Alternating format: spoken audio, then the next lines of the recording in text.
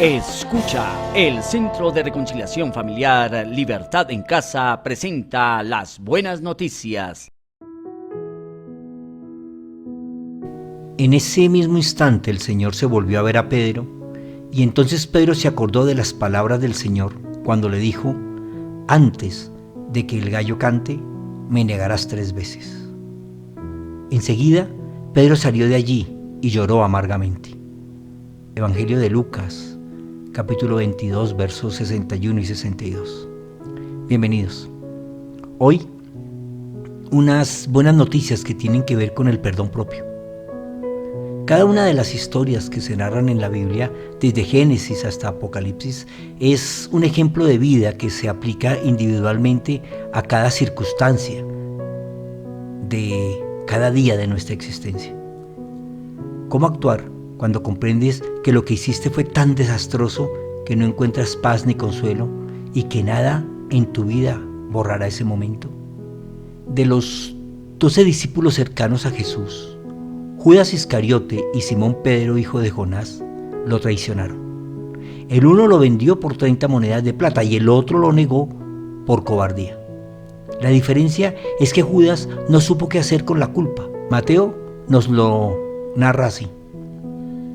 Cuando Judas, el que lo había traicionado, vio que Jesús había sido condenado, se arrepintió y devolvió las 30 monedas de plata a los principales sacerdotes y a los ancianos. Les dijo: he pecado al entregar sangre inocente.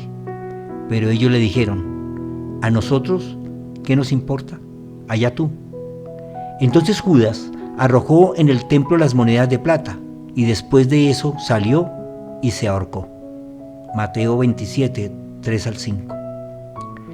La palabra escrita por el evangelista es el griego metamelomai, que indica lamentarse, preocuparse después de lo hecho. Es una evaluación interior que te acusa de lo sucedido y te condena, pero que por la dureza de tu corazón no te permite entender la necesidad que tienes de alcanzar el perdón que tú mismo te debes otorgar y luego buscarlo en la víctima de tu agresión. Es una tristeza del mundo. Mientras que Pedro, con la señal del gallo en sus oídos y la mirada dulce y triste de Jesús, no encontró más que tristeza de Dios y lloró amargamente. El apóstol Pablo, en su segunda carta a los Corintios, después de haberles hecho caer en cuenta de sus errores, los alaba porque su arrepentimiento no fue solo el lamentarse, sino que produjo un cambio de actitud. Él escribió: ciertamente, mi carta fue para ustedes motivo de tristeza, y entonces lamenté haberle escrito, porque vi que por algún tiempo ella los entristeció. Pero ahora no lo lamento, sino que me alegro, y no porque ustedes hayan sido entristecidos, sino porque esa tristeza los llevó al arrepentimiento. Ustedes fueron entristecidos conforme a la voluntad de Dios, de modo que en nada fueron perjudicados por parte de nosotros. La tristeza que proviene de Dios produce arrepentimiento para salvación, y de esta no hay de qué arrepentirse. Pero la tristeza que proviene del mundo produce muerte.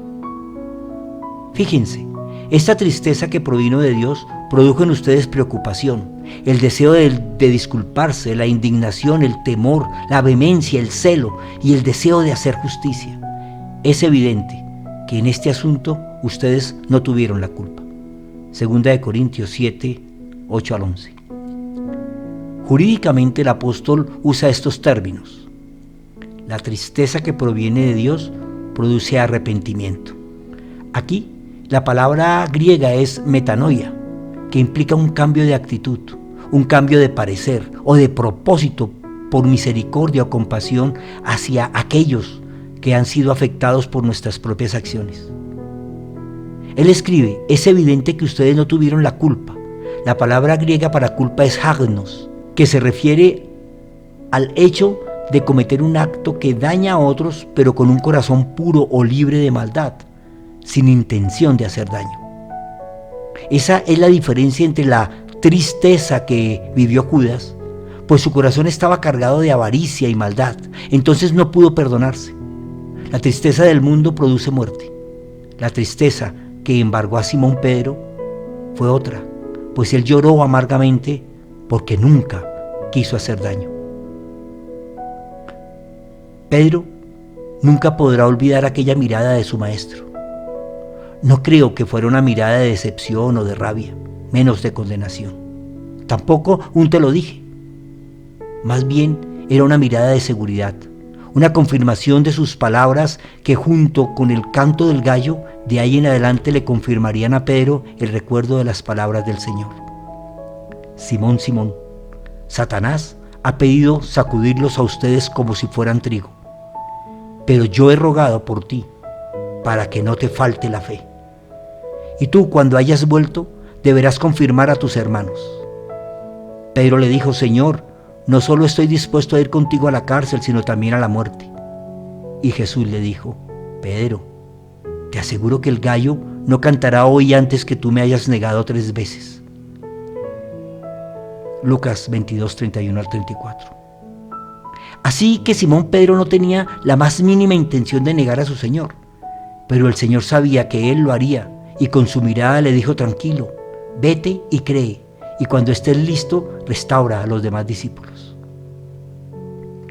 Unos 6 meses antes atrás, en una conversación con el Señor, Pedro le preguntó: Señor, si mi hermano peca contra mí, ¿cuántas veces debo perdonarlo? ¿Hasta 7 veces?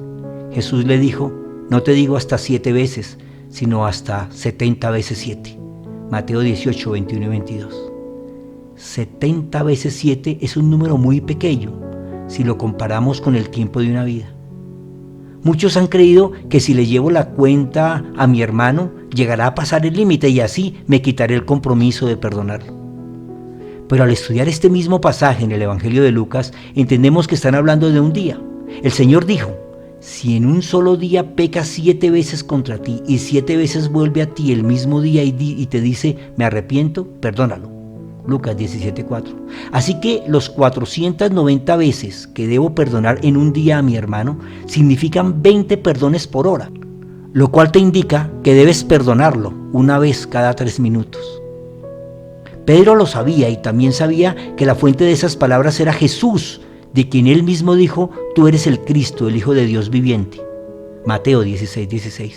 Así que Simón, 3 minutos después, ya sabía que Jesús lo había perdonado. Y cada vez que durante el resto de su vida escuchara el canto del gallo, recordaría que Dios ya lo perdonó.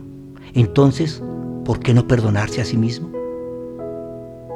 El apóstol Juan nos recuerda que si confesamos nuestros pecados, Él es fiel y justo para perdonar nuestros pecados y limpiarnos de toda maldad.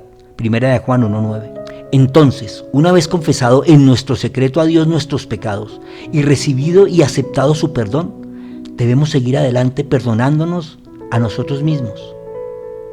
El apóstol Pablo escribió: hermanos, yo mismo no pretendo haberlo alcanzado ya, pero una cosa hago: me olvido ciertamente de lo que ha quedado atrás y me extiendo hacia lo que está delante. Prosigo a la meta, al premio del supremo llamamiento de Dios en Cristo Jesús. Así que todos los que somos perfectos sintamos esto mismo, y si ustedes sienten otra cosa, también eso se lo revelará Dios. Filipenses 3:15. El perdón de Dios lo tenemos antes de pecar. El perdón humano lo podemos alcanzar si el agredido obedece, pero el perdón propio solo depende de nuestra confianza en Dios que prometió. Eso es fe. Y si Dios ya me perdonó, ¿quién soy yo para condenarme? ¿Acaso soy más importante que Dios? No puedo terminar estas buenas noticias sin recordar al pobre Judas, quien por su dureza de corazón y aunque convivió con su maestro 3 años y medio, viéndolo levantarse, vivir el día a día y acostarse, no pudo conocerlo. Su traición intencional y su avaricia lo colocaron como el verdugo de la historia. ¿Habría perdón para él? Antes de haberlo traicionado, Jesús ya lo sabía y lo había perdonado. Pero él no quiso enfrentar la vergüenza de su hazaña, no quiso dar la cara. Ese olor a muerto ya no es el olor del costal que cargas por no perdonar a otros, sino porque tu espíritu se va pudriendo por dentro, siendo carcomido por el remordimiento. Esa es la tristeza que mata. David pecó intencionalmente contra Urías, al punto que dio orden de que lo hicieran matar. Pero él mismo, salmista, escribió en el Salmo 32: dichoso aquel cuyo pecado es perdonado y cuya maldad queda absuelta. Dichoso aquel a quien el Señor ya no acusa de impiedad y en el que no hay engaño. Mientras callé, mis huesos envejecieron, pues todo el día me quejaba. De día y de noche me hiciste padecer, mi lozanía se volvió aridez de verano. Te confesé mi pecado, no oculté mi maldad, me dije, confesaré al Señor mi rebeldía. Y tú perdonaste la maldad de mi pecado. Por eso, todos tus fieles orarán a ti mientras puedas ser hallado. Aunque sufran una gran inundación, las aguas no los alcanzarán. Tú eres mi refugio, tú me libras de la angustia, tú me rodeas con cánticos de libertad. Maranata. Comparte. Alguien que conoces necesita escuchar.